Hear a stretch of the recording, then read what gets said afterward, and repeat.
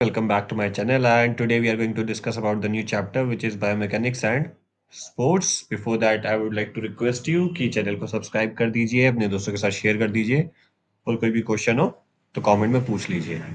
Biomechanics क्या होता है, बहुत ही सिंपल भाषा में एक चीज समझा देते हैं कि हमारी जो मूवमेंट होती है बॉडी की, उसमें सारी चीजें इन्वॉल्व है। आपके जॉइंट्स हो गया, आपका स्केलेटल सिस्टम हो गया, मसल हो गई, बोन्स हो गई, टेंडन्स हो गया, लिगामेंट्स हो गया, जो भी कुछ उसमें काम करता है उसको स्टडी करना, उसकी साइंस को स्टडी करना कि भैया ये मूवमेंट हो कैसे रही है, दैट इज कॉल्ड बायोमैकेनिक्स, जो कि यहाँ पे लिखा भी है। Biomechanics the science of movement of a living body including how muscles, bones, tendons and ligaments work together to produce movement. ठीक है, ये आसान शब्दों में इसको गहराई से समझने के लिए नीचे और भी ये डेफिनेशन या फिर उसके बारे में पॉइंट्स लिखे हैं, इसको आप देख लेना वीडियो स्टॉप करके। The biomechanical of principle of motion relates to linear motion, velocity, speed, acceleration and momentum. Motion is a movement that results from a force. ठीक है, अब स्पीड और वेलोसिटी के बीच का आपको फर्क पता होना चाहिए। स्पीड होती है जब किसी भी कोई भी चीज स्पीड में होगी, जैसे 40 किलोमीटर पर आवर आपकी गाड़ी की स्पीड है, तो ये स्पीड है। जब इसमें मैं एक डायरेक्शन दे दूंगा, ठीक है, तो वो वेलोसिटी हो जाएगी। कैसे? A car is moving, a car is moving towards north in a speed of 40 kilometre per hour, तो ये वेलोसिटी हो गया। अगर इसमें अगर ये डायरेक्शन ना लिखी होती, नॉर्थ ना लिखा होता, तो ये स्पीड कहलाती। ठीक है, सिंपल है। अब इसके बाद अगली चीज आपको ये भी पता होना चाहिए कि डिस्टेंस और डिस्प्लेसमेंट में क्या फर्क है, अभी बता देते हैं। तो डिस्प्लेसमेंट होता है बेटा, डिस्टेंस होता है जो टोटल डिस्टेंस कवर किया गया है। डिस्प्लेसमेंट होता है कि वो अपनी इनिशियल पोजीशन से कितना दूर है। फॉर एग्जांपल, ये एक सर्कल है, मान लो ये 50 मीटर का है।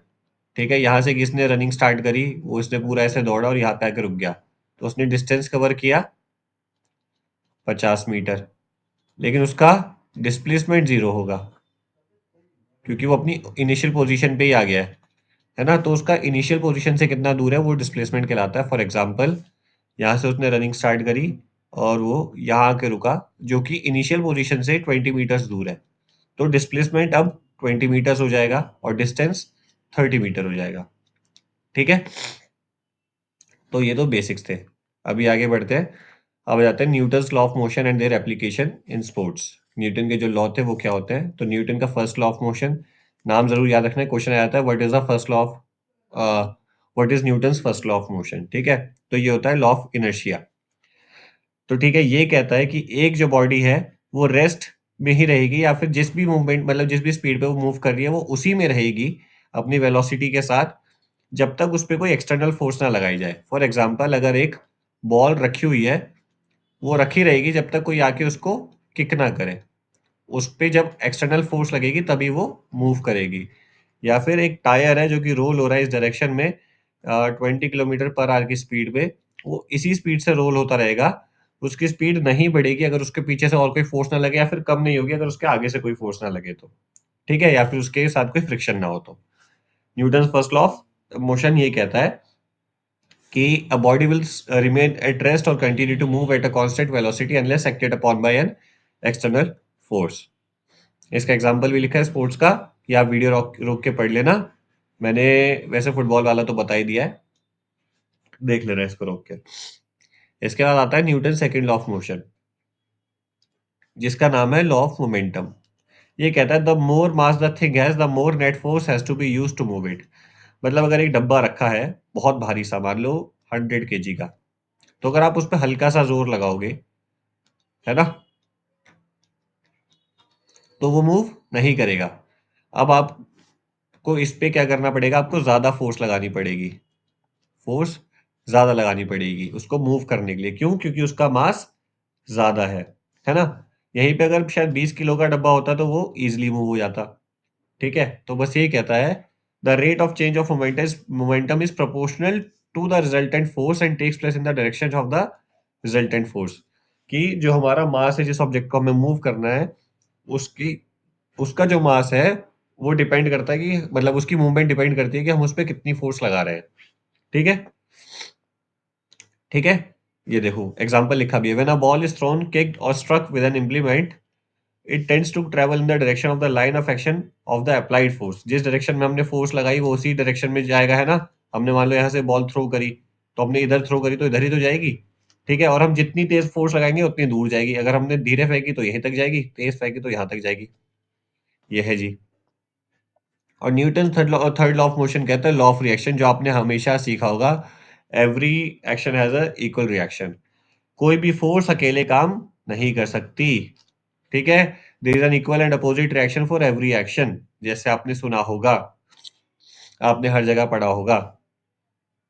ठीक है, आप जब आपको जंप करनी है तो आप फ्लोर पे ऐसे फोर्स लगाते हैं तभी आप ऊपर जा पाते हैं। तो आपने नीचे फोर्स लगाई तभी आपको रिटर्न में एक फोर्स मिली जो आपको ऊपर जाने के लिए हेल्प करती है। ठीक है, यहाँ पे भी एग्जांपल में लिखा है, if we need to jump our legs apply force to the ground. ठीक है, and ground applies the equal and opposite reaction force that propels us into the air. ठीक है जी, तो ये एक फोर्स का एग्जांपल हो गया। अब तीनों का हम एग्जांपल देख लेते हैं। एक फुटबॉल रखी है, एक फुटबॉल रखी है, वो रखी हुई है, अभी वो स्टैटिक में है। ठीक है, इसमें कुछ नहीं हो रहा है, आपने उसमें किक किया, ठीक है, उसमें मूवमेंट आ गई। ये क्या है? First law of motion.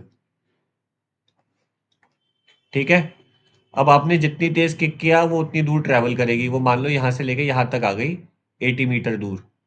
आपने जिस हिसाब से फोर्स लगाई, आपने अगली बार और तेज फोर्स लगाई तो वो 100 मीटर आ गई क्योंकि आपने फोर्स ज्यादा लगाई थी। तो ये क्या हो गया? Second law of motion.